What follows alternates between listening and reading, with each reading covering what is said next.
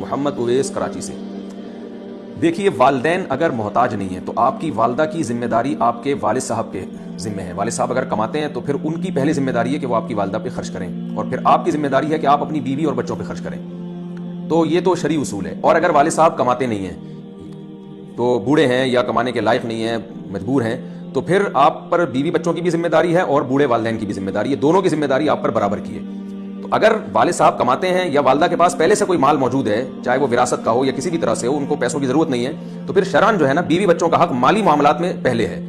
کیونکہ وہ آپ کے اہل و عیال میں یعنی ماتحت میں داخل ہیں، اور شرعاً ان کی ذمہ داری آپ پر پہلے ہے۔ اگر والدہ مالدار ہوں، لیکن اگر وہ محتاج ہیں تو پھر والدہ کی بھی ذمہ داری آپ پر ہے۔